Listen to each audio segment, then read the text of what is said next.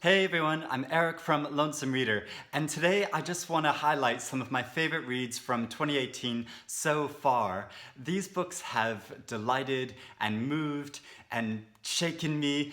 It was really difficult to pick which ones to talk about because I've read 48 books so far this year, but I just want to mention 10 right now. But I'd be really interested to know some of your favorite reads from this year so far, so be sure to let me know about them in the comments below. Go Wind Gone by Jenny Erpenbeck. This is a novel that was longlisted for the Man Booker International Prize, and it's about a retired professor who becomes involved in the lives of several refugees. Yes, it's a very topical story about immigration, but I think it's about so much more than that as well. It's a really emotional story with like a mystery at its core about its protagonist, and it raises some really profound philosophical questions about identity. Sight by Jessie Greengrass. This is a novel that was shortlisted for this year's Women's Prize, and it's the book that I stuck my neck out on early on this year, saying that I think it'll win this year's Booker Prize. And now, honestly, like, prizes don't really matter. It's just like a fun reason to discuss the books we've been reading in more depth, you know?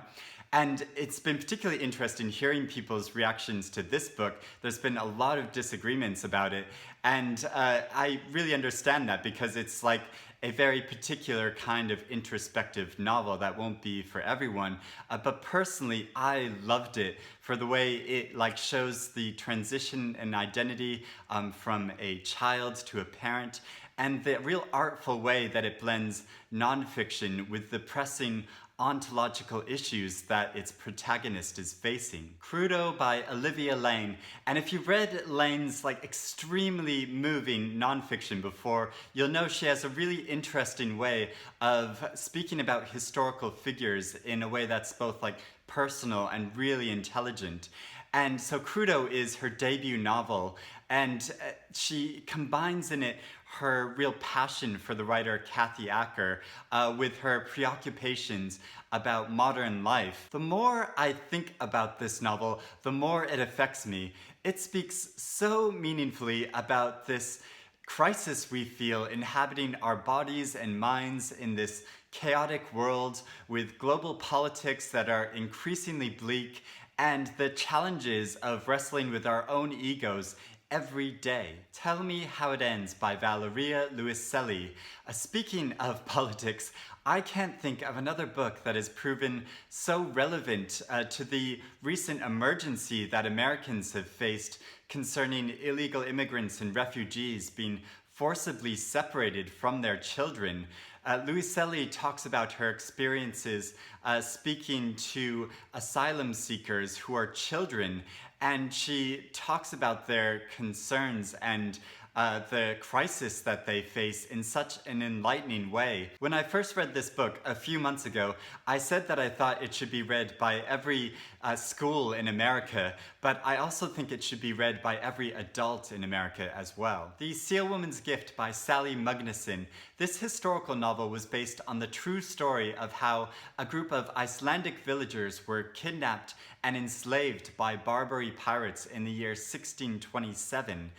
They are forcefully taken back to the Ottoman Empire, and the story mainly follows a reverend's wife and her plight. It may sound very bleak, and there are some very distressing scenes, but it's also like beautifully detailed and really intensely realized. And there are some incredibly moving scenes and like questions that it raises about where do you belong. Beautiful Days by Joyce Carol Oates. This is a book of short stories that are intensely dramatic and have a magnificent range of styles and subject matter. Like, some of the stories have a real stark psychological realism, showing the conflict between lovers or between a mother and her son, and other stories are real surreal in tone. That like one story is about an ex-president who has to dig up all the victims of his policies, and another story is about a girl trapped in a painting in like some nightmarish fairy tale. They are so imaginative and gripping, and this is actually the second book of short stories that Joyce Carol's has published so far this year. Her other book, Night Gaunts, you can hear me talking about in a previous video, and how the stories are sort of influenced by H.P. Lovecraft. Fire Sermon by Jamie Quatro. This is a novel about a wife and a mother who enters into an affair. Now, of course, that is very well-trodden territory, but she speaks about it in a way that is so thoughtful and considered. It shows how the way we grapple with all this desire, and not just our desire for sex, but our desire for engagements that are intellectual and spiritual, and it gives such a sobering take on how messy all this unruly passion is. Problems by Jade Sharma. This is a debut novel about an anti-hero named Maya who can't connect with life in the way that she knows she should. Like, her marriage has become inane, her lover is distant, her job at a bookstore is going nowhere, she can't finish her thesis, her drug problem keeps getting worse, her mother keeps nagging her, she's very self-conscious about her body size and her skin color and her very non-PC sexual impulses. But through all of this, the author has a way of writing about her life that has a real candor and humor to it that's oddly comforting. Because it just shows the way that our lives are a complete disaster. Don't Call Us Dead by Danez Smith. I was lucky enough to see Smith read some of his poems in person earlier this year, and he is such a passionate and lively reader. I really think it is one of the best readings that I've ever been to in my life. And these poems are so engaged and revelatory in the way that they speak about Black bodies in America and gay culture and being HIV positive.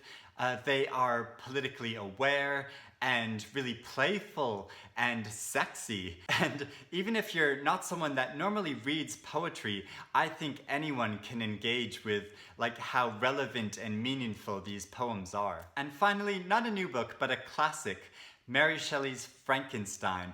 And I've been reading a lot more classic literature this year, and not just because I've been curating these groups of books for these Rediscover the Classics campaigns that I've been working on, but I've been reading other classic books as well, and it's been so enlightening.